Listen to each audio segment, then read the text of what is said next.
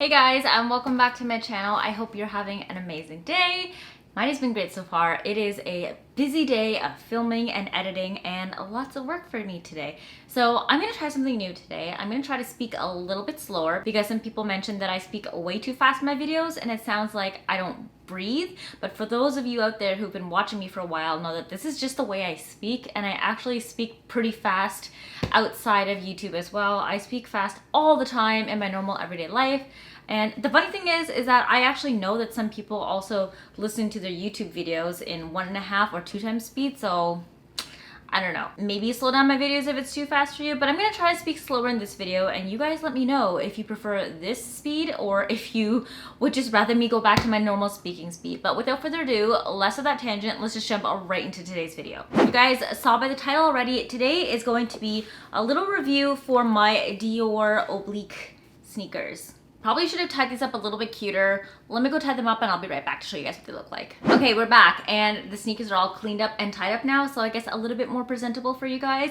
So if you guys saw one of my recent videos, I bought these for myself for my birthday. There'll be a card up here in one of these corners so you guys can click and watch if you guys would like to see when I bought them and the process of buying them. But I've actually had quite a bit of time to wear them now, and I feel that because summer is almost over, we're slowly moving into fall. Yes, I know.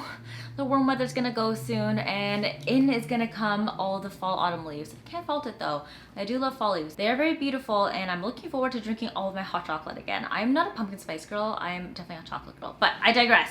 So I bought these sneakers back a couple of weeks ago for my birthday for myself, and since I've been wearing them quite a bit over the past couple of weeks, I kind of feel like I have a grasp on the shoes now and have worn them enough to give you guys kind of like a full in-depth review on these sneakers, because I know these are very popular and you guys probably want the scoop on them. So number one, we're gonna talk about the fit. So these are men's shoes, and I did get a size 36. I would say that they're pretty true to size. I have no sort of prior experience wearing men's shoes, and for some reason I thought that they were just a completely different size reference to women's, similar to how like men's pants have a whole other different size. So I was pleasantly surprised to find that I'm usually a size 36 in women's, and I also fit the size 36 in the men's. I did mention previously in another video too that these do go down into a size 34, so if you have very small feet, then you'll definitely be able to locate your size for yourself. I just happen to have relatively small feet for women anyways to begin with. I'm like a 5.5, 6 regularly, so I was pretty impressed that they had my size available. I've been on the hunt for these shoes for quite a while now, and every single time I see them in stock at the stores, they just never seem to have my size. And I guess that's maybe because men's feet are usually larger in size, so they don't stock the smaller size that frequently, or they just didn't manufacture that many and give that many in stock to the store. So honestly guys, I was not really expecting to get this pair my size that day that I walked into Dior, and I was pleasantly surprised when I did because I ended up with them. So size-wise, they are very, very true to size. I am, like I said, a size 36 regularly. In European sizes, that's more or less kind of like a US size 6. And I did fit the European size 36 in men's because this is actually a men's design. This is not available in the women's. I think all the women's sneakers are actually low tops.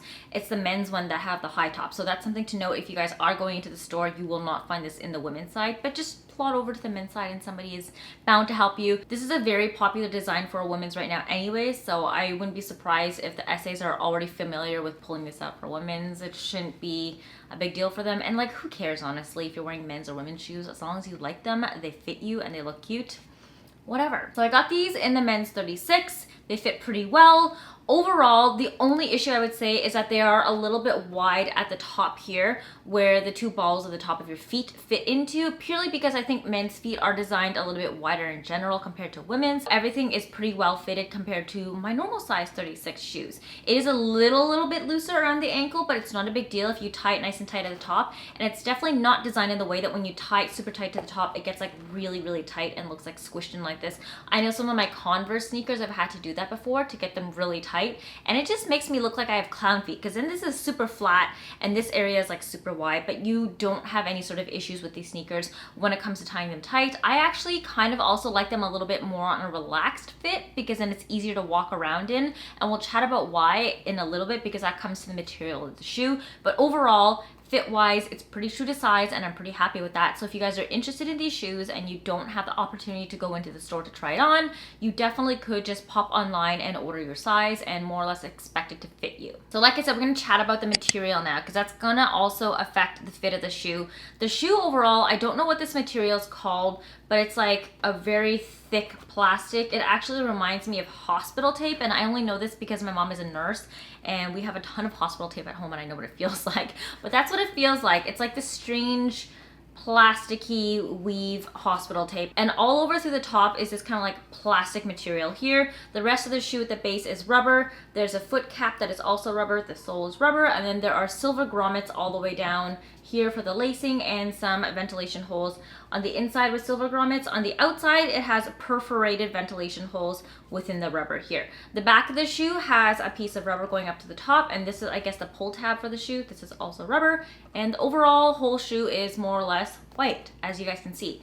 Now, because of the material of the shoe is more of like a plasticky material, it's not as forgiving as a regular, I guess, cotton, canvas, or leather shoe would be. It doesn't stretch a lot, and when you're moving around in it, you do kind of feel a little bit of a tug around your ankles here and there if you're tying these shoes way too tight, which is also why I tie them a little bit looser. But I'm quite confident that if you wear these enough and you break them in, it's gonna kind of more meld to your feet, and you won't have to worry about it being too tight and uncomfortable on. I can already notice with a little bit of wear that I've been putting into this that the heel here has kind of broken in a little bit, and it's starting to crease in the areas where my foot typically bends when I walk. So that is a good sign. It does give some flexibility to the shoe. Overall though, I don't find that the shoe is hot given the materials that it is made out of. In the summertime, I've so far only worn these with ankle socks. I haven't tried any higher, purely because I like the look of the shoe on its own, and because it is a high top, I didn't want higher socks to kind of deter from the silhouette of the shoe. But I don't find that my feet sweat excessively in these. I actually walked from my place all the way to Mel's, and sometimes on like a bad day, it's like an hour, and my feet didn't sweat whatsoever at all. So it felt fairly comfortable in these, very well ventilated because of the perforations on the outside and the metal grommets on the inside. So overall, pretty comfortable walking around in these shoes. And that's another thing I want to touch base on. The material of the shoe is not unforgiving. It's very comfortable. You feel relaxed in them, and it doesn't pinch your feet anywhere whatsoever at all. Now, it'd be a different story if you're wearing these barefoot. I have not worn these barefoot, so I wouldn't know what that feels like. I probably won't wear these bare feet because this is not the type of shoe that I wouldn't go outside wearing without a pair of socks on anyways. And I did want to mention that along with the material, it is kind of transparent here. So if you don't wear white socks, you're going to see your skin color through, which is kind of cool. The essay at Dior when I bought this actually recommended that I play around with different colored socks so you can see the print a little bit better. I'm gonna bring it closer towards the camera so you guys can see what it looks like. But there is the Dior Oblique logo on here, so if you wear something a little bit darker, it's gonna be much easier for you guys to see. As you can see, I have my hands in here right now, and that's without a pair of white socks on, and you can see the logo very, very distinctly. So overall, these shoes, pretty happy with the material. I have no concerns whatsoever at all. We're gonna actually jump into the overall fit of the shoe beyond the size now, and that kind of falls into aspect 1 and 2. Because it kind of melts together the size of the shoe and the material that it's made out of. So fit-wise and comfort-wise, like I said, it's very comfortable, it's very forgiving. Your ankles have quite a bit of space to move around in, given that you don't tie it too tight up top here.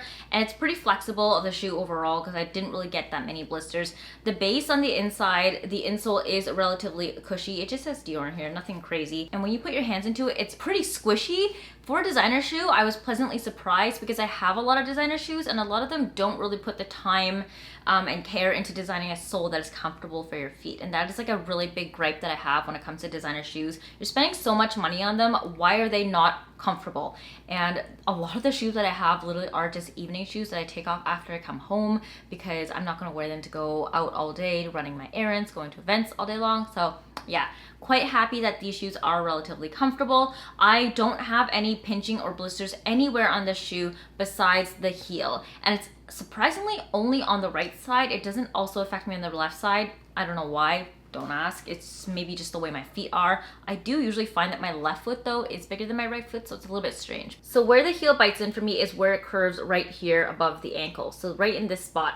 If I wear ankle socks, usually the socks stop at around here, and I think the back here kind of pushes the edge of the sock into my foot and rubs against it when I'm walking. So I get pain around this whole back of the ankle here. Other than that though, I don't really get pain anywhere else in these shoes when I wear them. And honestly, the pain only really settled in about 30 minutes after after I wore them. So up until that point, I wasn't hurting whatsoever at all. I could definitely try wearing thicker socks just to see if that would alleviate the pain. In the long run, I haven't yet, so I can't report back on that. But once I do, I definitely will let you guys know. But overall though, the shoes don't give me any sort of problems. They're very comfortable all over, all around, and material and design silhouette wise, I'm pretty happy with. I can honestly handle the minimal amount of pinching at the back of the shoe here, because almost all brand new shoes that I purchase always pinch my feet somewhere, somehow, so I'm used to it at this point, whether it be designer shoes or not. So it's not the biggest deal when it comes to these shoes. If you do have a bigger ball of your heel, you might run into a little more of an issue when it comes to these shoes, because it is a fairly tight silhouette. It's molded kind of like inwards to your ankle. It's not up, so it's not that forgiving in that aspect.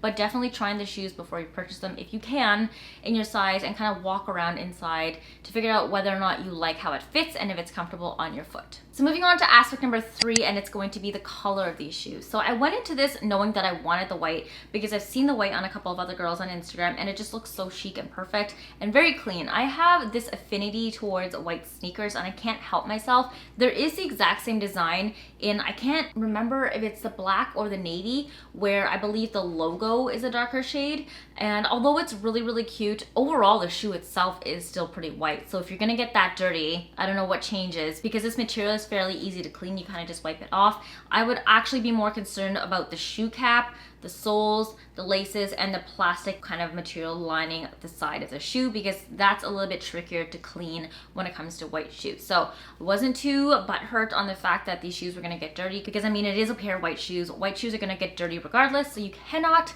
really avoid that. And if you think you can avoid that, kudos to you. I don't know how you do it, because I definitely can't, and it's something you just have to settle with.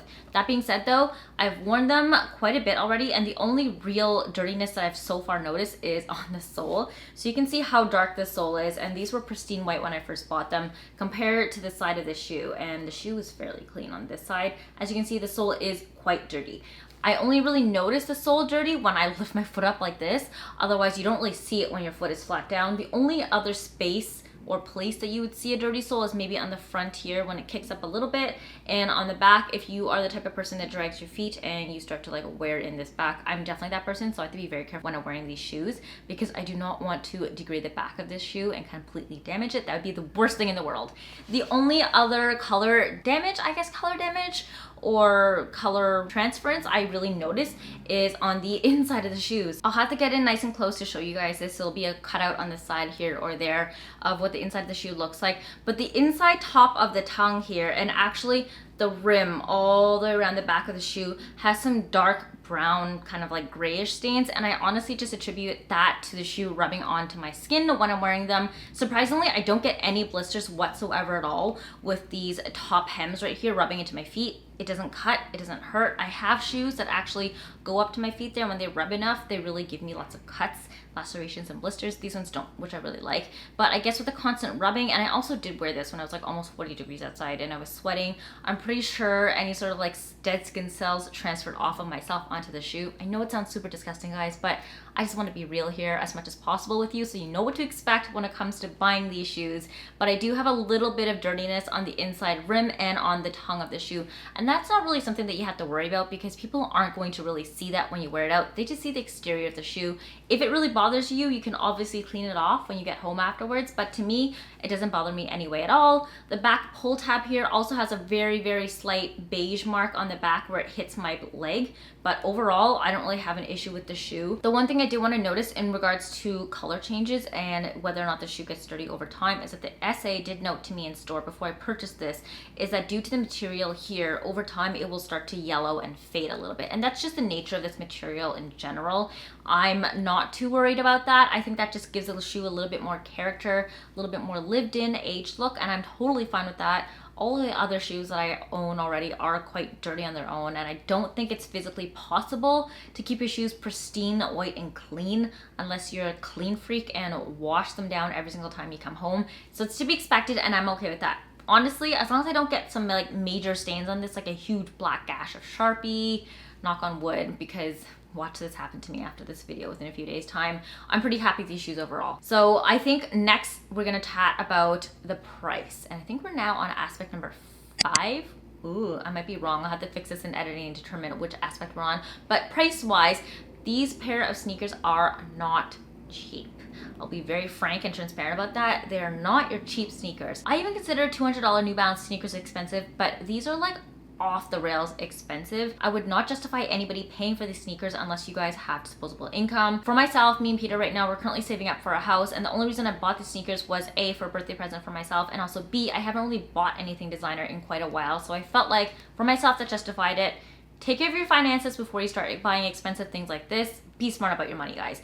But for anybody who wants to know, these shoes are around $1,400, and with tax in Canada, Ontario specifically, they came out to almost $1,700. So very, very expensive. So keep that in mind before you buy these shoes. I know they look casual, and some of you guys may not justify the cost of these shoes, and you would think that it's stupid. I can just go out and buy a pair of high top Converse for myself to wear. I just really like the look of the shoe overall. And you know what, guys? I work hard, so I play hard with my money as well. My finances are perfectly fine. So if you want to judge me for that, you do you. Maybe go make some more money for yourself. But at the end of the day, it's my money, not yours, so I can spend it how I want. And I feel the same way about everybody else as well. So they are not cheap. They are almost $1,700 after tax, but you can definitely get them for cheaper if you live in a different province or a different country. I know in Europe, they're probably a lot cheaper because you don't have to pay the duties and import fees on this. So highly recommend that. If you guys live in Europe, take advantage of that. I am not able to go to Europe all this year, so I won't be able to get cheaper designer goods anywhere else. So I was like, fine, I'm not buying that much. I'm not really traveling either, so I haven't spent that much money on traveling. So this is okay.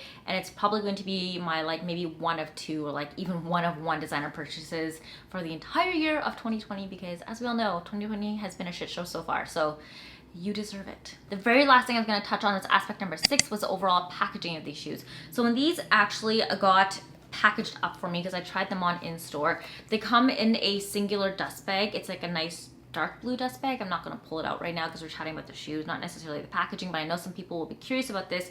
There is one dust bag for both of the shoes, and they do fit in it. I've put both shoes in and carried it around just to see how it looked, and I haven't noticed any color transference from the interior of the dust bag onto these shoes, which is great because these shoes are white, and the last thing I would want is to get them stained. So very happy about that. And then the shoes are also packaged in a big blue cardboard box, because that is how the men's collection is packaged, I guess. I'm used to the women's collection being packaged in white boxes with Dior written in gold on the top. The men's collection just happens to be in a dark blue with Dior in silver written on the top of it. I've kept the box, obviously, because I keep all of my boxes, as always, for storage if I ever need to in the future. But these shoes currently sit out on my shelf because I've been wearing them quite a bit. So I think that is overall everything there is to say about these shoes. I hope I touched on everything. Let me know if there's any sort of component or aspect about these shoes that I missed out on in the comments down below. I'll be sure to comment back and let you guys know my thoughts. I am very open and honest, as you guys know. I don't shy away from mentioning anything in regards to like pros and cons about products when it comes to brands and the products that they create, because I truly believe that you guys need to be smart with your money and not just buy things purely driven by trend. You have to make sure you're buying things that are a good investment for yourself and will last a long time anyways. So drop any comments or questions that you guys have down below. If you also have these shoes yourself, let me know which color you have. If you guys have the white ones, we can be shoe twins. If not, I would love to see what other colors you guys have as well, because I've seen so many different other ones and they just look so cute. I would love to collect all of them, but I really don't need more than one pair of these shoes. I think these fully fulfill the void that I had in my heart.